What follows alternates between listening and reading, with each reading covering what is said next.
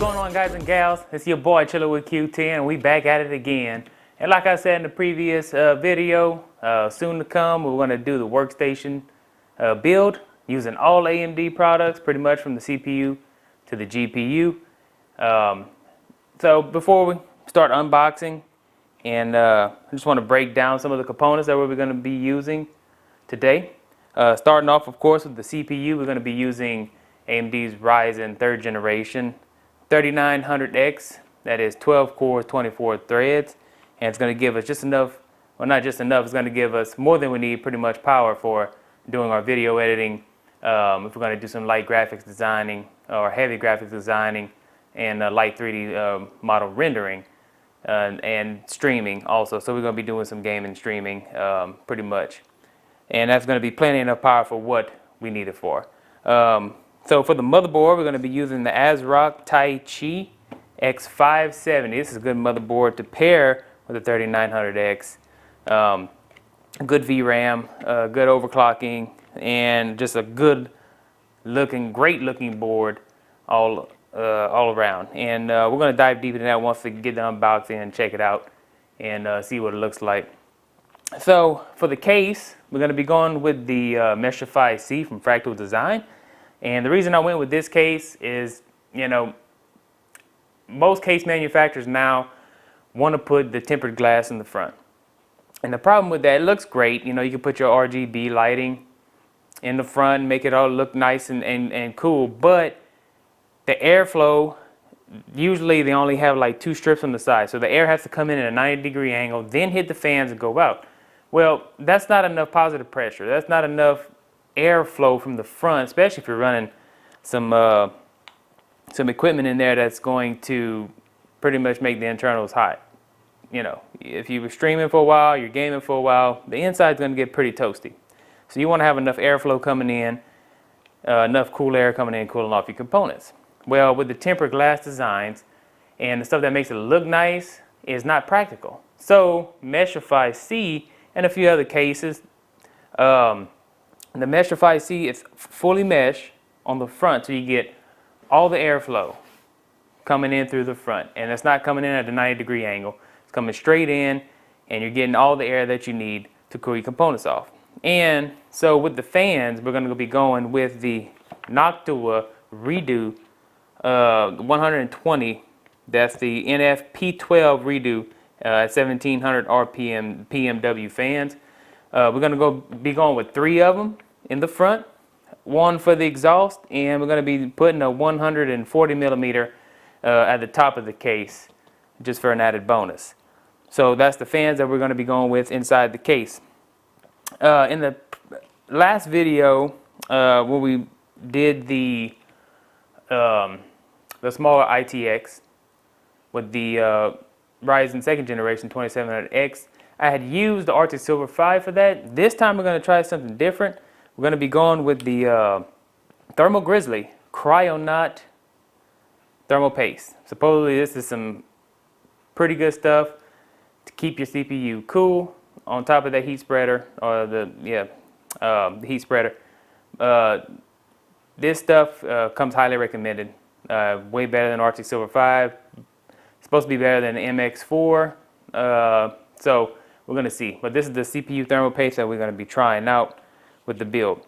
So for the CPU cooler, we're going to be using the ASRock Pro 4. For my last build for the gaming PC, I used the Noctua D15S, I think it was, and then I bought an extra fan for it, so I got 2 fans on it. But this time I wanted to go with Be Quiet ASRock Pro 4 because I heard great things about it, and it just looks good. Also, because it's all black and stuff like that. Even though Noctua came out with a all black Chromax version of the NH D15, and I think they have the D15S. It might just be the D15, not sure, but they have come out with an all black version instead of the typical tan and brown fans that you know, don't really look good, in especially if you have, you know, RGB lighting in the case and stuff like that, and you're trying to make it look more modern, should I say. So they do have that option if you want to get the NH D15 from Noctua as a CPU cooler. that you do have that option from Comax. Initially, I had thought about going with an AIO, but I just can't wrap my head around putting water. I know it's enclosed, but there's a possibility that it could leak, and water and electronics do not mix. I just can't wrap my head around there. So they have great air-cooled CPU alternatives to water-cooled, and I just can't jump on the water-cooled bandwagon. Even though it minimizes space in the case with your motherboard and stuff like that, and it looks a little bit better, space-wise is really a big factor. But I'd rather have the air cooling in there, knowing that I don't have to worry about the pump going out. I don't have to worry about it spraying a leak and spraying water all over my expensive parts inside. So that's why I like air cooled, and that's why we're going with it.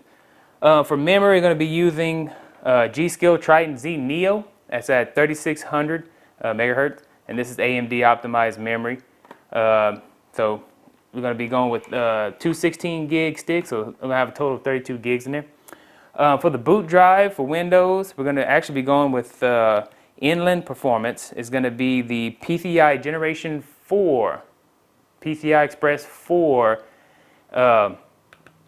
M.2 NVMe SSD. This is going to be super fast. It has a read speed of 5,000 megabits per second and a write speed of 4,300 megabits per second. This is PCI Gen 4, the latest, and this is the boot drive. It's a 1 terabyte. I know it's kind of big for just to be in a boot drive, so we're probably going to put some other things on it, but this is going to be our drive to boot into Windows and maybe put a few other things on there. Also, we need a little bit more hard drive space for editing the videos and saving the videos and saving the streaming videos and stuff like that. So we're going to be going with the Seagate Barracuda Pro 4 terabyte regular disk hard drive for more storage for our video editing content, stuff like that. Also, in the Facebook post I'd put up, you may notice that we have a different video card. So I decided to pretty much ditch the 590X Nitro from Sapphire and go with my original plan, which was to use the Radeon 5700 XT in this build. Even though it's not really going to be used for gaming, the Navi architecture in this is better for the video editing and other workstation uses. So we're going to be going with the Gigabyte Radeon 5700 XT, and this is a triple fan. It's actually a pretty good video card. For the power supply, we got the Seasonic Focus, the GX 850, 850 watt power supply.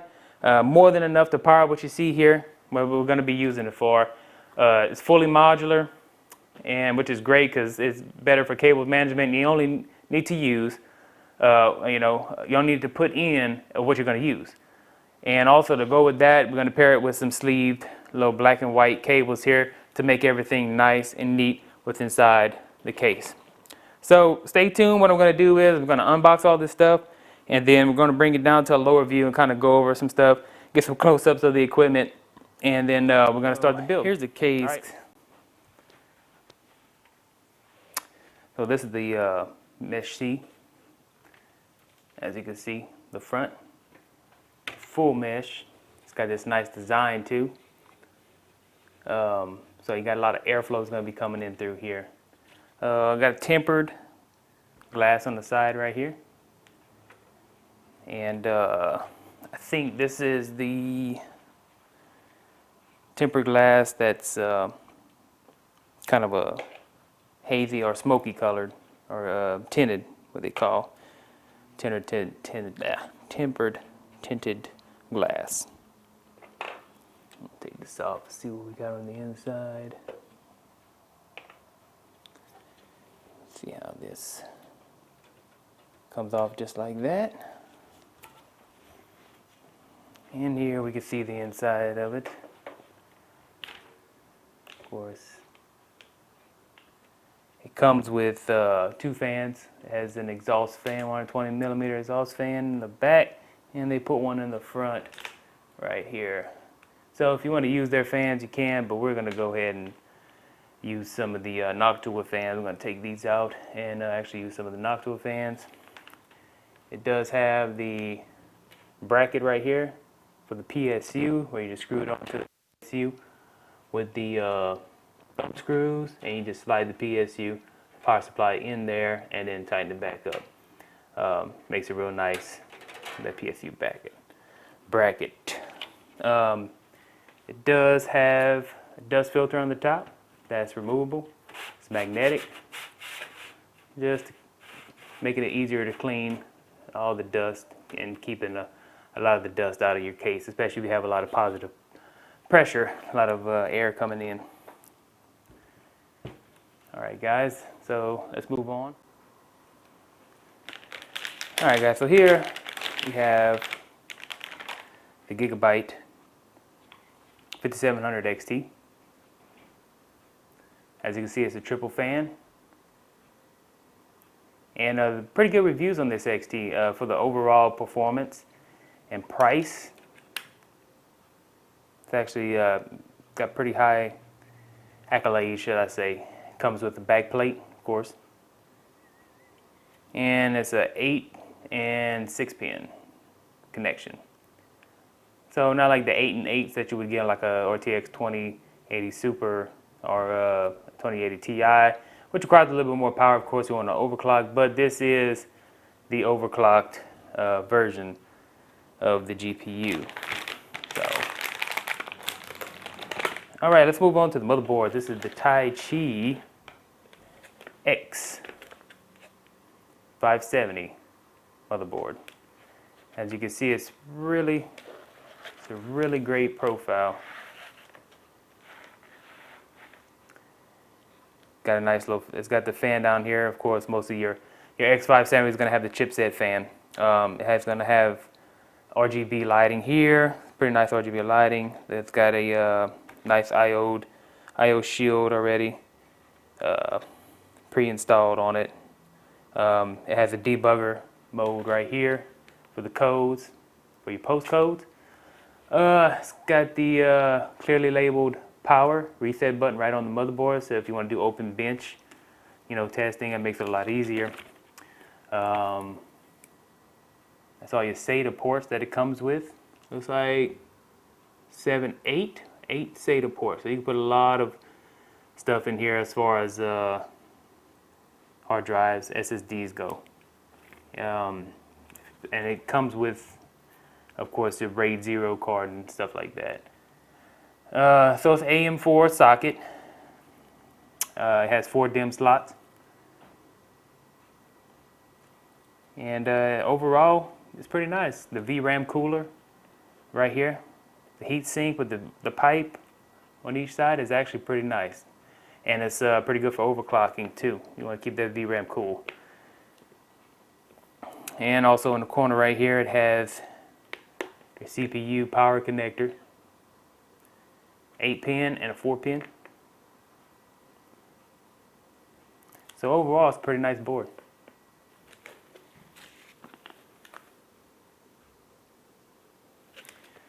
All right, so this is the M.2 drive that we're going to be installing, inland. And it comes with a nice heat sink, which we're probably going to keep on there, even though the motherboard itself has these heat spreaders. Not a heat sink, but they're a spreader. That's where the M.2 will go. But what's on there is a heat sink, so it's actually a lot better than the spreader. So we're just going to keep the spreader off, and we're going to keep the heat sink on there for better performance, rather than just having it for looks. Because we want performance, well, a little bit of looks, but overall we want better performance. So here's the G.Skill Trident Neo memory that we're going to be using. 16 gig sticks, 32 gigs total. Nice RGB lighting at the top. That's what we're going to be using for our memory. And here we have a Elgato capture card, 4K 60 Pro, the internal PCI Express. And we're going to be putting it in for our streaming. And just the Seagate Barracuda Pro, 4 terabyte hard drive for our storage for our videos. Now here is the Darkrock Pro 4. As you can see, it's a pretty beefy cooler. 2 fans. It's got a fan on the outside and a fan in the middle that's cardboarded up right now. Look at all those heat pipes. That's very nice. And of course, before you install it, you want to remove this before you place it down on your socket and on your thermal compound. So it's pretty beefy. You have to make sure you get a case with at least 160 millimeter CPU height for the clearance. The fractal mesh actually, I think, is 180 or 175 millimeter clearance, so we have plenty of clearance to spare for that, for this CPU heatsink. So we have plenty of clearance for that. And of course, the Noctua Redo is the 120 we're going to be using in the front and for the exhaust, and we're going to be using the 140 for the back with the anti-vibrator pads installed on them already. So that's the fan that we're going to be using. Some good high performance fans, high positive pressure fans, and this is the Seasonic Focus GX 850 power supply. It's nice, modular, completely modular.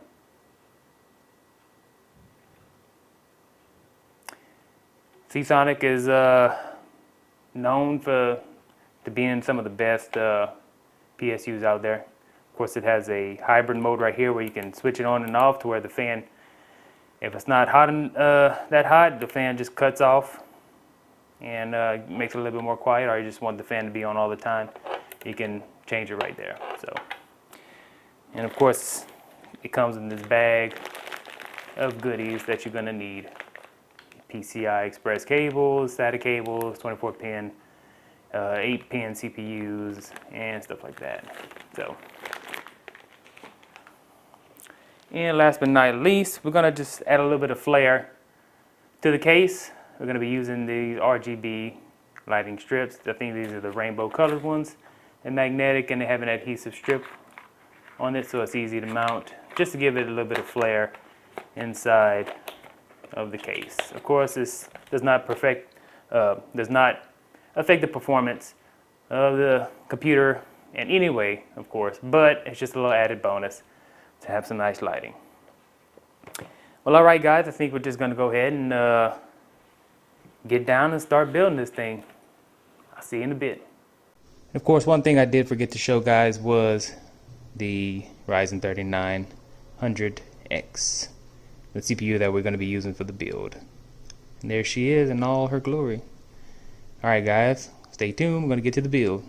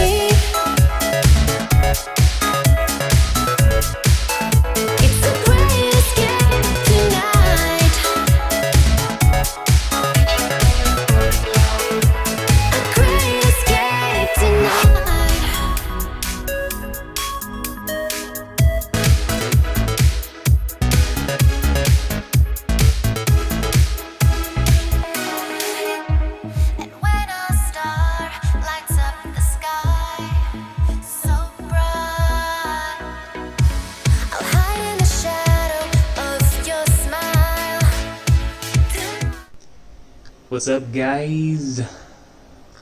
Looks like the build's gone well. We have posted on the first try.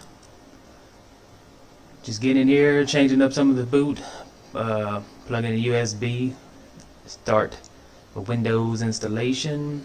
But yeah, she came out good, man. Got the nice RGB lighting going on. Right now it's really noisy because the fan curves have not been changed yet. They're on the default, which is pretty loud. Alright.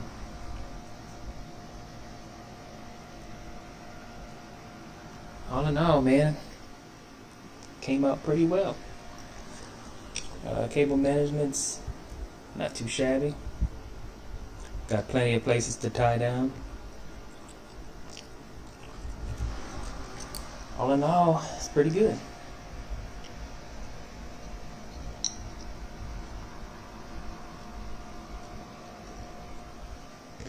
Alright guys, we get back to it, get Windows loaded, get some stuff configured. I'll see y'all later. Peace. So what's up, guys? The AMD 3900X build went fantastic. Took a little longer than I expected. That was for the cable management and stuff like that. But all in all, just on the first go, it posted right into the BIOS, changed the settings, installed Windows, and now everything's working fine. So this PC right here is going to be mainly used for streaming, video editing, and stuff like that, and not really for gaming. Even though it's probably going to play some games on it, but all in all, pretty happy with the build. The RGB lighting, the ASRock utility, the polychrome for the RGB sync and stuff like that is working just right and perfect. As you can see in the background, it got it set to a rainbow effect, and it looks good.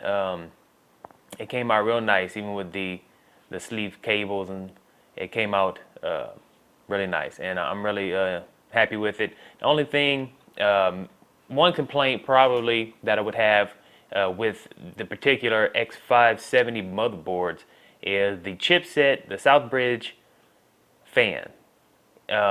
Is on startup, it's very whiny and very annoying if you don't like if you like quiet PCs. But that could be changed through ASRock's A tuning, and you can actually drop the Southbridge fan to around 15 to 20% under its current load, wherever the temperature's hovering around. And actually, it can make it pretty silent. It's not 100% complete, but it's a lot better than just the default, which I think is set at like 40%, which you can hear that fan spinning up. So that's one of the only complaints about that particular board, the X570.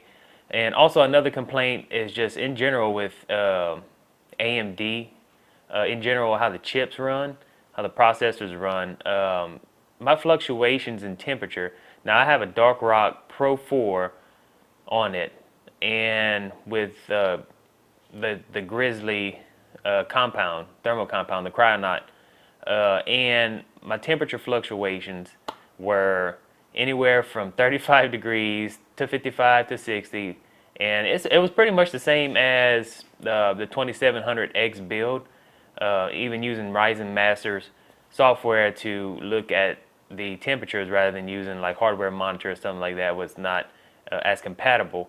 But the temperatures still just fluctuate because that's pretty much how the CPUs run as far as the precision boost goes. So you have these little spikes with the CPU, so it's never like a constant.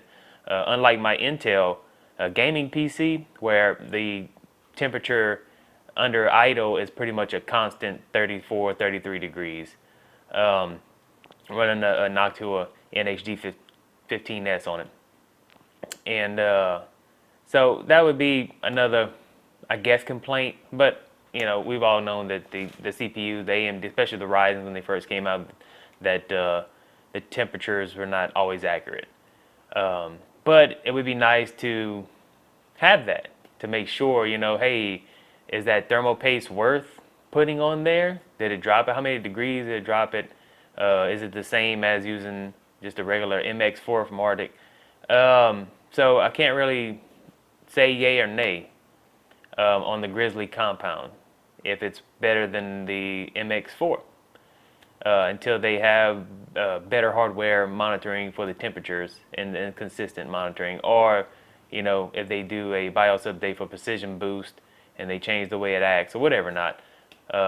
But all in all, it came out great, and really enjoyed it, actually building it. Like I said, it took a little longer than I expected, but it came out really nice. So hope y'all enjoyed the video. If you did, give it a like. If you didn't, hit the dislike, hit the subscribe button and that notification button for more great content coming out. All right, guys, it's Chillin' with Q10. Peace.